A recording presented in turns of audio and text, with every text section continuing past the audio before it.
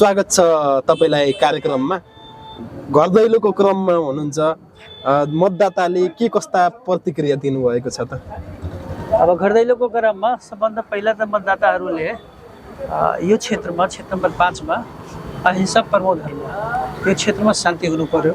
यो क्षेत्र अलि अर्कै किसिमको क्षेत्र हो, यहाँ शान्ति छैन, अशान्ति छ। सबभन्दा पहिलो प्राथमिकता मतदाताहरूको त्यही छ।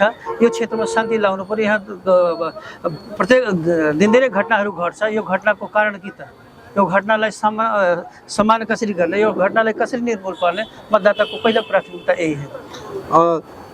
जनताले यसपटक जनमत पार्टीलाई किन मतदान गर्ने, के छ यस्तो परिवर्तन? जनताले यसपटक जनमत पार्टीलाई मतदान किन गर्ने त? जनताले यसपटक जनमत पार्टीले मतदान यसरी गर्ने, जनमत पार्टीको एजेन्डा भनेको मान सम्मान स्वाभिमान पहिचान अधिकारको लडाई होइन, सबै जात जातिको लडाई।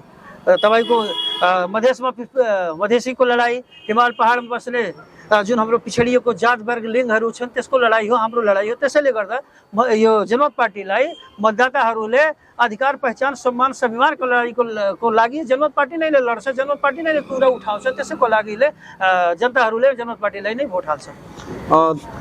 तपाईले जित्ने मुख्य आधार के हो र जनतालाई सुनाइरहेको यस क्षेत्रको एजेन्डाहरू के मैले अघि नै भनिदिएँ।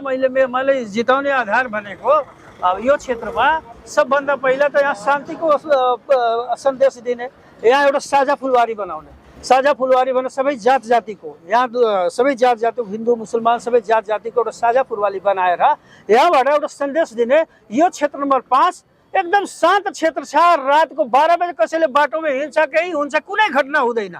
एउटा मेरो मुख्य आधार भनेको यही नै हो, यही सन्देश दिने।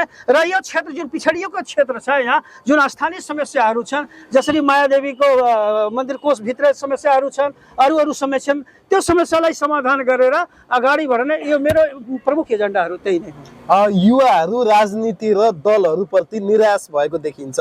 तपाईले चाहिँ युवाहरूलाई, मधेसका युवा, यो क्षेत्रका युवाहरूलाई कसरी आश्वस्त पार्ने प्रयासमा हुनुहुन्छ? सबभन्दा पहिला त अब यो मधेसका र यो क्षेत्रका युवाहरूलाई हामीले के गर्ने, उहाँहरूको युवा युवतीहरूलाई रोजगारीको ग्यारेन्टी गर्ने, शिक्षा स्वास्थ्यको ग्यारेन्टी गर्ने। अहिले जति पनि युवाहरू 2000 को हाराहारीमा, प्रत्येक दिन 2000 को हाराहारीमा युवाहरू विदेश पलायन हुँदैछन्। त विदेश पलायन हुँदैछ त त्यसलाई रोकथाम कसरी गर्ने, त्यसको प्लान कसरी गर्ने?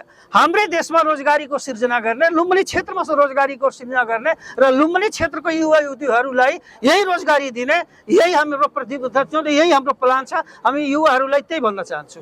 यस क्षेत्रमा भन्ने हो भने उम्मेदवारहरूको त ताती नै लागेको छ। धेरै उम्मेदवार हुनुहुन्छ।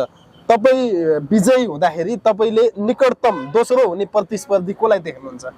अब दोस्रो तेस्रोको कुरा होइन, महिला जनमत पार्टी यहाँ जितिरहेछ, यति मात्रै हो। जनमत पार्टीले जितिरहेछ। मलाई जहाँसम्म लाग्छ हाम्रो निकटतम प्रतिद्वन्दी भनेको एमाले हुन्छ। धन्यवाद समय दिनुभयो।